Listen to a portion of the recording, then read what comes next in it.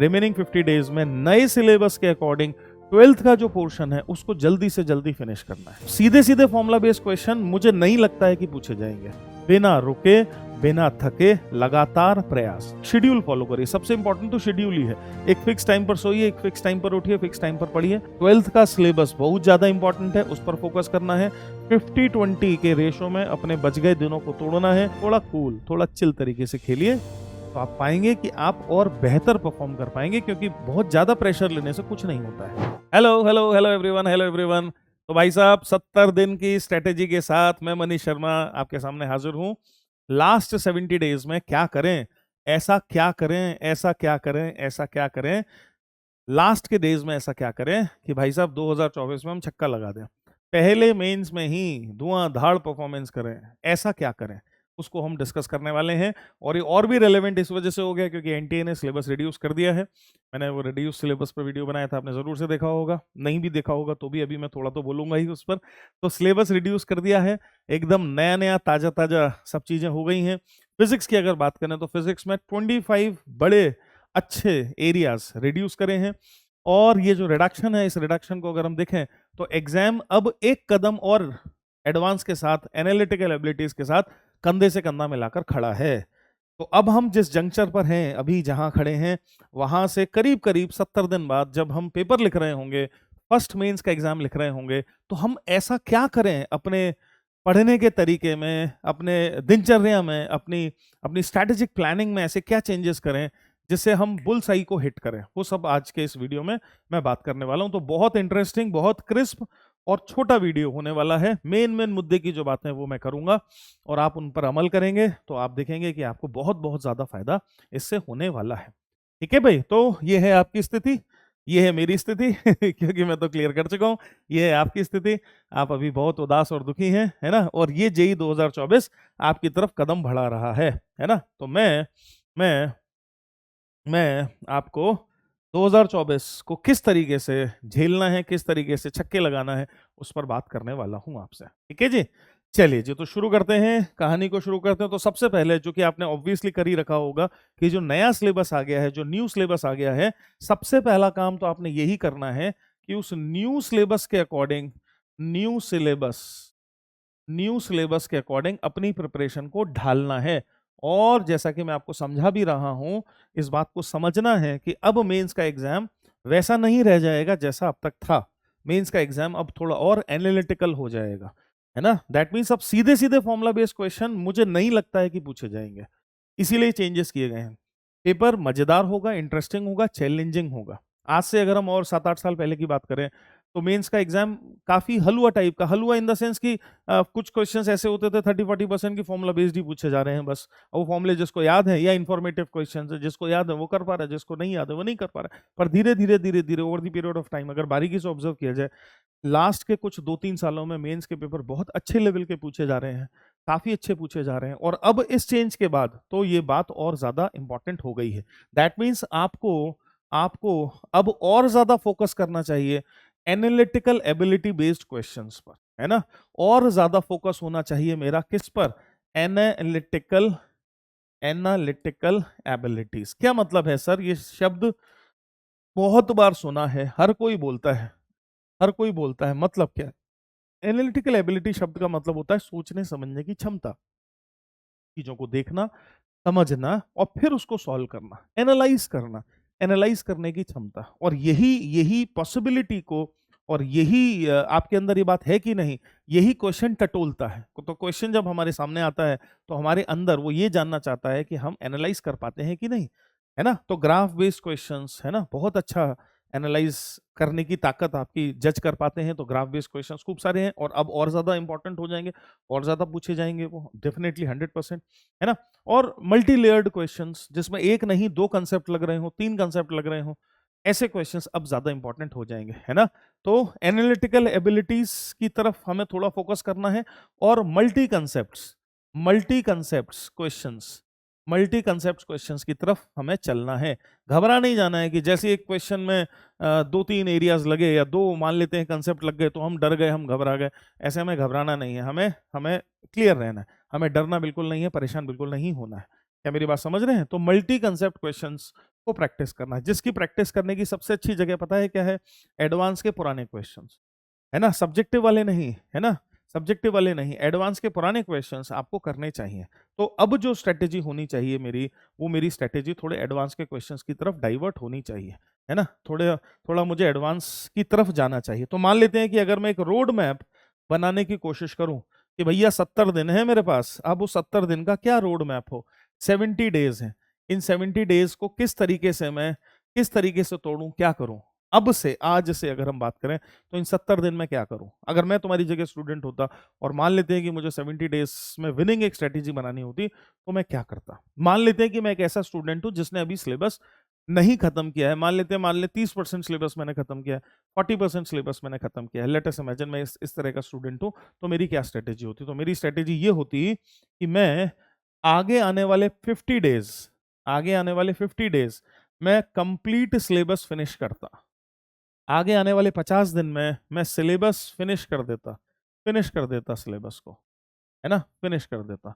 और बच गए जो 20 दिन हैं, वो जो 20 डेज हैं, बच गए जो 20 दिन हैं, उन 20 दिनों में मैं लिखता टेस्ट, धुआंधार रोज एक टेस्ट लिखता।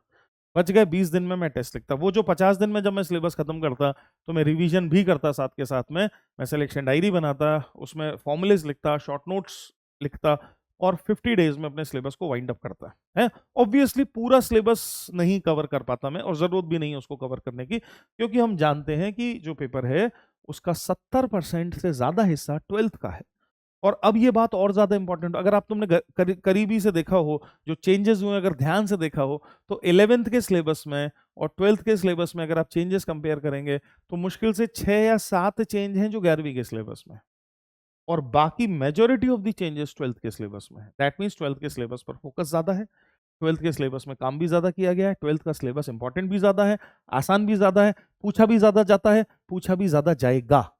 हेंस मैं इन 50 डेज में एक चीज तो 100% इंश्योर करता कि मेरा 12th का सिलेबस पूरा हो जाए, अच्छे से कवर हो जाए, उसमें मैं कुछ भी ना छोड़ू। छोड़ना है तो 11th में छोड़ सकता हूँ, 12th में मैं कुछ भी नहीं छोड़ता, है ना।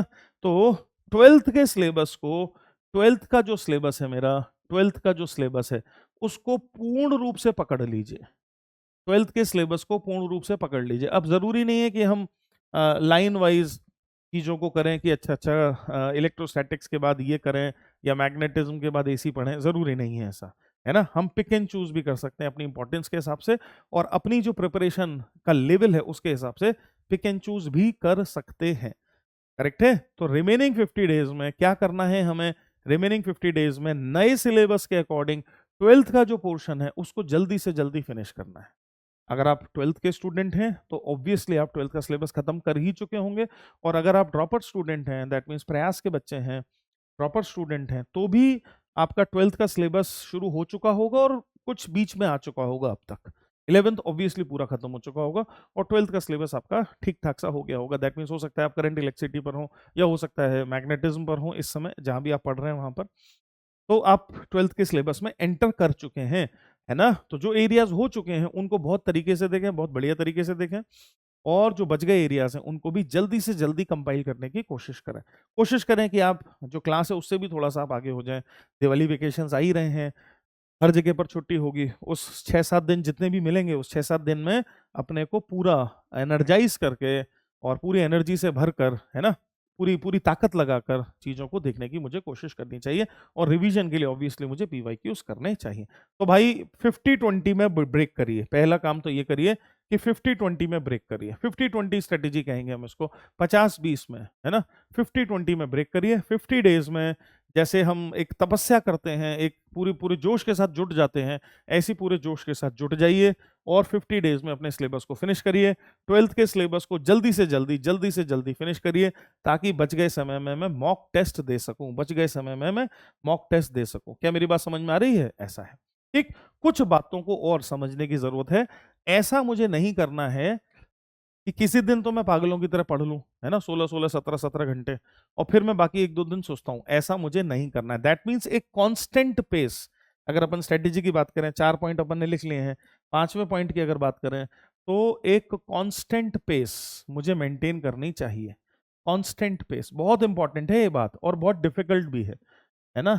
बहुत डिफिकल्ट भी है। कांस्टेंट पेस मुझे मेंटेन करनी चाहिए, लगातार, पर रूटीन टूटना नहीं चाहिए, मेरा रूटीन नहीं ब्रेक होना चाहिए। मैं हमेशा बच्चों से एक ही बात कहता हूं कि अगर तुम्हें आईटी जाना है, अगर तुम्हें अच्छी रैंक लानी है, तो केवल एक गुरु मंत्र है उसका, और वो है कंसिस्टेंट एफर्ट। बिना रुके, बिना थके, लगातार प्रयास। हम बहुत जल्दी डिमोटिवेट हो जाते हैं, छोटे मोटा कुछ हुआ, जैसे अभी चेंजेस हो गए सिलेबस में, ना जाने कितने बच्चे दुखी हो रहे हैं, परेशान हो रहे हैं। मैं कितने सारे लोगों को जानता हूँ कि हाय राम क्या होगा सर, अब क्या होगा, अरे क्या होगा, कुछ नहीं होगा। जो तुम्हारे लिए हो रहा है वो सबके लिए हो रहा है, तुम्हारे अकेले के लिए थोड़ी कुछ हो रहा है ना। तो ऐसा थोड़ी है कि केवल तुम्हारे लिए, या उससे अगर कुछ भी होता तो वो केवल तुमको होगा, वो सबको होगा। Why don't you understand this, है ना। तो जो होगा सबके साथ होगा, need not have to worry. तो constant pace, consistent effort, constant pace, consistent effort पर हमको रखना है ना। और भाई साहब एफिशिएंसी, ये बहुत कीमती शब्द है, एफिशिएंसी। एफिशिएंसी, अगर कोई मुझसे पूछता है कि वो क्या चीज है जो किसी बच्चे का सिलेक्शन कराती है, तो वो है उसकी एफिशिएंसी। क्योंकि मुद्दा क्वेश्चन सॉल्व करने का नहीं है, मुद्दा क्वेश्चन उस समय में सॉल्व करने का है। सॉल्व करने का, क्वेश्चन सॉल्व करने का मुद्दा नहीं है, सवाल बनाने का थोड़ी मुद्दा है। सवाल समय में बनाने का मुद्दा है, दोनों में बहुत अंतर है। और समय के अंदर, टाइम फ्रेम के अंदर क्वेश्चन तो तभी होगा ना जब मैं अच्छा एफिशिएंसी होगी मेरी। तो अपनी एफिशिएंसी पर ध्यान रखें। जैसे जैसे एग्जाम करीब आता जाता है, हमें अपनी एफिशिएंसी पर ध्यान रखना चाहिए, बढ़ाने की कोशिश करनी चाहिए। दैट मीन्स हम ये भी तो समझें कि हम जितने घंटे पढ़ रहे हैं उसका आउटपुट क्या है। और अगर आउटपुट उतना नहीं मिल रहा है तो इसका मतलब हमें और ज्यादा ध्यान से, और ज्यादा लगन से, और ज्यादा एनर्जी के साथ पढ़ने की जरूरत है। ऐसा इनपुट लें, ऐसा अपना एनालिसिस करें, सो दैट धीरे धीरे धीरे धीरे ये जो एफिशिएंसी है ये आपकी बढ़ती चली जाए, सो दैट एग्जाम के समय तक आपका ब्रेन इतना अच्छे एफिशिएंसी के स्केल पे हो कि धुआंधार तरीके से फुड़ता चला जाए, फुड़ता चला जाए, फुड़ता चला जाए। सही है जी। अच्छा जी, और छोटी छोटी कुछ बातें हैं। और अपना ख्याल रखना है, बीमार नहीं पड़ना है ना। I should not fall sick, है ना। I should not fall sick, बीमार किसी भी सिचुएशन में नहीं पड़ना है मुझे। बीमार पड़ते ही मेरा बैंड बज जाएगा, बीमार पड़ते ही मेरे कई दिन बर्बाद हो जाएंगे, और यहाँ तो एक एक सेकंड कीमती है। कई दिन अगर मेरे बर्बाद हो गए तो एनीवे कुछ बचता नहीं है मेरे पास। तो मुझे बहुत ध्यान रखने की जरूरत है, अपना अपना खुद का अपने आप ध्यान रखने की जरूरत है कि बीमार नहीं पड़ना है ना। तो बीमार कैसे नहीं पड़ेंगे, जब आप एक अच्छा शेड्यूल फॉलो करेंगे और सिंपल फूड लेंगे, इधर उधर फालतू चट्ट-पट्ट चीजें, गोलगप्पे वगैरह थोड़ा छोड़िए, है ना, और सिंपल फूड लीजिए और एक शेड्यूल फॉलो करिए। सबसे इंपॉर्टेंट तो शेड्यूल ही है। एक फिक्स टाइम पर सोइए, एक फिक्स टाइम पर उठिए, फिक्स टाइम पर पढ़िए, एक फिक्स्ड शेड्यूल, रोबोटिक, क्योंकि ये शरीर एक मशीन है। अगर इस फिक्स्ड शेड्यूल में चलता है तो सबसे बढ़िया चलता है। शेड्यूल गड़बड़ाता है, किसी दिन 3 बजे तक जग लिए, किसी दिन 1 बजे सो गए, बैंड बज जाती है शरीर के, है ना। तो बॉडी को अच्छा लगता है, बॉडी अच्छी एफिशिएंसी के साथ काम करती है जब वो एक फिक्स्ड पैटर्न पर चलती है। तो अपने शरीर को, अपने बॉडी को एक फिक्स्ड पैटर्न पर चलाइए, ज्यादा उसमें उछल कूद मत करिए, उससे कोई बेनिफिट होने वाला नहीं है, नुकसान ही होता है, फायदा कुछ भी नहीं होगा। सही है। तो एक fixed schedule, fixed schedule, not fall sick का क्या तरीका है, फिक्स्ड शेड्यूल, उठने बैठने सोने जागने का, पढ़ने का, सब कुछ का एक फिक्स्ड शेड्यूल होना ही चाहिए। ज्यादा इधर उधर डिस्कस करने की जरूरत नहीं है कि लगे पड़े दोस्तों से डिस्कस ही कर रहे हैं, कि स्ट्रेटेजी पे स्ट्रेटेजी ही डिस्कस हो रही है, काम कुछ भी नहीं हो रहा है, कि वीडियो ही देख रहे हैं यूट्यूब पर कि 70 दिन में कैसे करें, कि फिर 60 दिन में कैसे करें, कि फिर 50 दिन में कैसे करें, कि फिर 40 दिन में कैसे करें। उससे कुछ नहीं होगा। कैसे होगा उससे कुछ भी, है ना। सही है ना भी। ये तो आती रहेंगी, ये तो आती रहेंगी, ये तो हमारे काम है, हम करते रहेंगे, वो छोड़िए। आप लाइन अप हो जाइए, समझ लीजिए क्या सिचुएशन है, और समझ लीजिए कि सबसे इंपॉर्टेंट चीज तो आपका समय है। तो बहुत ज्यादा समय इस तरह की चीजों में ना बिताएं, ये मैं खुद ही कह रहा हूं तुमसे, बहुत ज्यादा समय इसमें ना बिताएं, उससे कुछ फायदा नहीं होगा, है ना। एक बार आपको समझ में आ गई, मान लेते हैं आपको मेरी बात ही समझ में आ गई, बस अब इसका दी एंड कर दें। अब आप पढ़ने पर फोकस करें, है ना। अब आप अपना पढ़ने पर फोकस करें, ठीक है जी। अच्छा जी, इसके अलावा और कुछ बातें मैं रखना चाहता हूं। हर एक इंसान को यह पता होता है कि उसकी कमियां क्या हैं और उसकी स्ट्रेंथ क्या है। सबको पता होता है, मुझे भी पता है, तुमको भी पता है, सबको पता होता है कि तुम्हारी स्ट्रेंथ क्या है और तुम्हारी वीकनेस क्या है। तो एक स्ट्रेंथ वर्सेस वीकनेस का एनालिसिस होता है। जनरली क्या होता है कि हम अपनी वीकनेसेस को देखना नहीं चाहते हैं, खराब लगता है देख के। कौन अपनी वीकनेसेस को, कौन अपनी, हम तो अपनी कमजोरियों को छुपाना चाहते हैं। ठीक है, दुनिया से छुपा भी लो चलेगा, अपने से तो ना छुपाओ, अपने से अपनी कमियों को ना छुपाओ। तो अपना एक स्ट्रेंथ वर्सेस वीकनेस का एनालिसिस करो, एक स्ट्रेंथ वर्सेस वीकनेस का एनालिसिस करो कि भाई कौन कौन से ऐसे एरियाज हैं, फिजिक्स की मैं बात कर रहा हूं अभी हाल फिलहाल, स्ट्रेंथ वर्सेस वीकनेस का एनालिसिस करो। ऐसे कौन कौन से एरिया हैं जो मेरे स्ट्रांग है, जैसे हो सकता है मेरा इलेक्ट्रोस्टैटिक्स बहुत स्ट्रांग हो, और हो सकता है मेरा कैपेसिटर कमजोर हो। ऐसे कौन कौन से एरिया हैं जो मेरे स्ट्रांग है, और ऐसे कौन कौन से एरिया हैं जो मेरे कमजोर है। जो मेरे एरिया स्ट्रांग है, ऑब्वियसली उनके क्वेश्चन तो मैं छोड़ूंगा ही नहीं, उनको और ज्यादा स्ट्रांग करने की जरूरत है। और जो मेरे एरिया पहले से कमजोर है ना, उनको धीरे धीरे उठाने की जरूरत है। ऐसा जादू नहीं हो जाएगा कि एकदम से सब कुछ हो जाएगा। मान लेते हैं कैपेसिटर कमजोर है, तो पहले बेसिक लेवल के क्वेश्चंस करेंगे अपन, फिर उससे एक कदम आगे बढ़ेंगे, फिर एक कदम आगे बढ़ेंगे, फिर एक कदम आगे बढ़ेंगे। ऐसे स्ट्रेटेजिकली हम आगे चलेंगे, ऐसे स्ट्रेटेजिकली आगे चलेंगे। तो भाई स्ट्रेंथ वर्सेस वीकनेस की एक बहुत शुद्ध एनालिसिस, एकदम एकदम कह लीजिए उसको कि प्योर एनालिसिस, बिना बाइज्ड हुए, बिना इमोशनल हुए, आपको बहुत सख्त करने की जरूरत है। हर हर इंडिविजुअल को एनालाइज करना चाहिए कि उसकी क्या स्ट्रेंथ है, क्या वीकनेस है, स्ट्रेंथ को और ज्यादा कैसे स्ट्रेंथन करें, और वीकनेस से कैसे धीरे धीरे ओवरकम करें। धीरे धीरे ही होगा सब कुछ। ना तो एक क्वेश्चन नहीं होने से जिंदगी खराब हो जाती है, ना ही एक क्वेश्चन हो जाने से जिंदगी बहुत ज्यादा अच्छी हो जाती है। दोनों ही बातें बेवकूफी भरी हैं, इनका कोई अर्थ ही नहीं है। पर ये हम समझते कहाँ हैं, दो क्वेश्चन पेपर लिखने गए हैं, दो क्वेश्चन लाइन से नहीं है, डिमोटिवेट हो गए। अब हम ये सोचने बैठ गए कि अब हमारा होगा क्या लाइफ में। अजीब बात है यार, दो ही क्वेश्चन तो नहीं, बाकी तो है ना, उनको तो करो। इतनी जल्दी क्या डिमोटिवेट हो जाते हो यार। हद से हद क्या होगा, नहीं तो होगा ना, कोई बात नहीं, नॉट अ प्रॉब्लम, क्या हो जाएगा उससे, ऐसा थोड़ी है। तो तैयार रहें। तो दैट मीन्स दिमाग में फेलियर के लिए भी तैयार ही रहें, है ना। Be ready to fail, not a problem. क्या हो जाएगा यार, क्या हो जाएगा, इससे ज्यादा क्या होगा। Be ready to fail. जो तुम्हारा डर है, जो तुम्हारा डर है ना, उसको एक्सेप्ट कर लो ना एक बार। डरना क्या, एक्सेप्ट कर लो, क्या ही हो जाएगा, फेल ही तो हो जाऊंगा, कोई बात नहीं। ऐसे डर डर के भी तो फेल ही हो रहा हूँ, हो जाऊंगा, कोई मैं प्रयास तो करूँ ना पहले। प्रयास के बच्चे खासकर प्रयास तो करूं अच्छे से, मैं पूरा जान लगा के प्रयास तो करूं, फेल हो गया तो हो गया, कोई बात नहीं। ऐसा ऐसा अपने को समझाएं, तो वो जो डर है फेलियर का वो निकल जाएगा, है ना। वो जो डर है वो फेलियर का डर निकलेगा, और आप ताकतवर बनेंगे, स्ट्रेंथन होंगे। ठीक है, तो एक्सेप्ट कर लेते, कोई प्रॉब्लम नहीं, एक्सेप्ट कर लेते, कुछ नहीं है, क्या है, कोई दिक्कत नहीं है। हर आदमी अपनी लाइफ में कुछ ना कुछ अच्छा कर ही लेता है।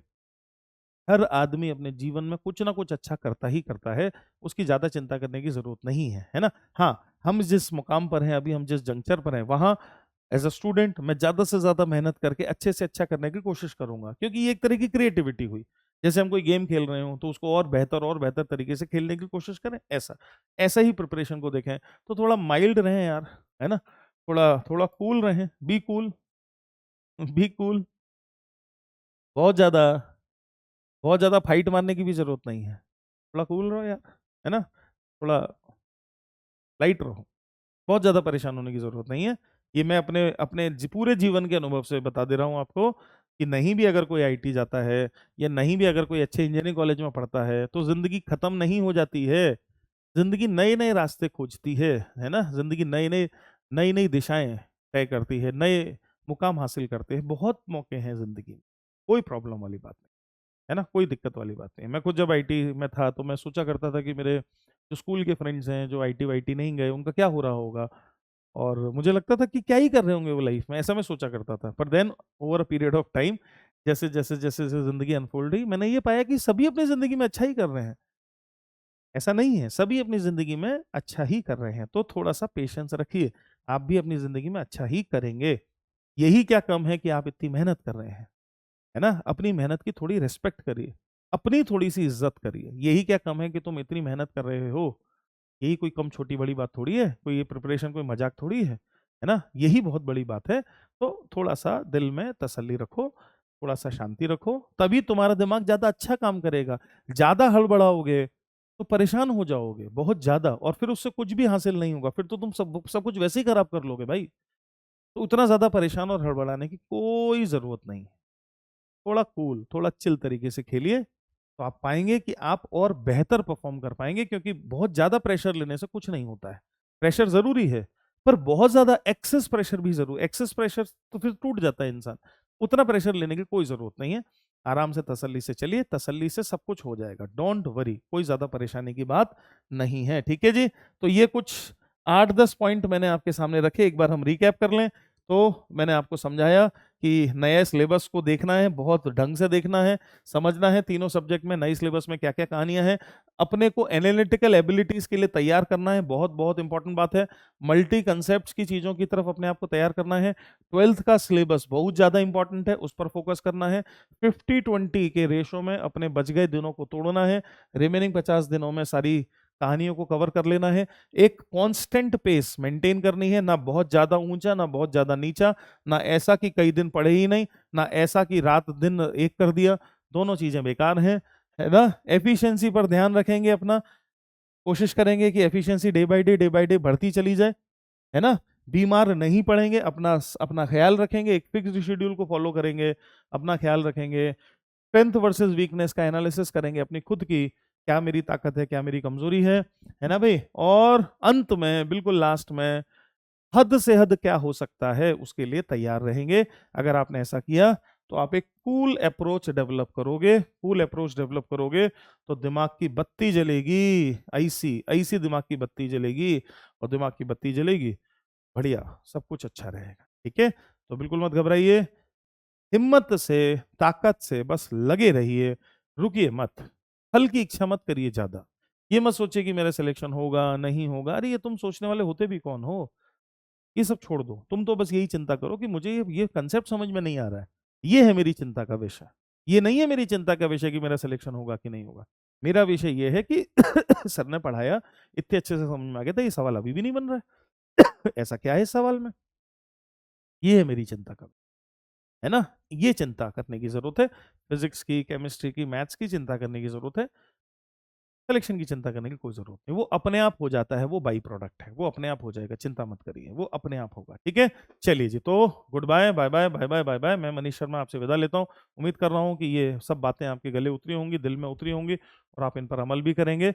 मुझे चैट में लिख के बताना कि क्या आप इन पर अमल कर पाए या नहीं कर पाए, और कर पाए तो आपको क्या फायदा हुआ क्या नहीं फायदा हुआ बताना। इनमें से ज्यादातर बातें वो है जो मैंने खुद अपने जीवन में सीखी थी जब मैं प्रिपरेशन कर रहा था, तुम्हारे जैसा ही, जब मैं दिन रात एक करके पढ़ा करता था आईटी के लिए, है ना। और अगर कोई बच्चा ईमानदारी से पढ़ता है तो वो जाता ही जाता है आईआईटी, ये 100% पक्की बात है, ये 100% पक्की बात है। अगर दिल लगाकर ईमानदारी से शिद्दत से अगर कोई चीज पाने की कोशिश की जाए, है ना, तो ये कायनात भी उसको मिलाने की कोशिश करती है। ये एकदम फैक्ट है, ये मैंने देखा है, मुझ पर गुजरी है, इसलिए बता रहा हूँ, एकदम फैक्ट बात। चलिए, तो बहुत बहुत बहुत बहुत मेरी तरफ से शुभकामनाएं, और इसी प्रकार से लगे रहिए, मेहनत करते रहिए, नए नए मुकाम हासिल करते रहिए। फिर मिलेंगे दोबारा, फिर किसी नई वीडियो में बात करेंगे। तब तक बाय बाय, मैं मनीष शर्मा विदा लेता हूँ आपसे। धन्यवाद धन्यवाद, और इसी प्रकार से पढ़ते रहें। Thank you very much, bye bye.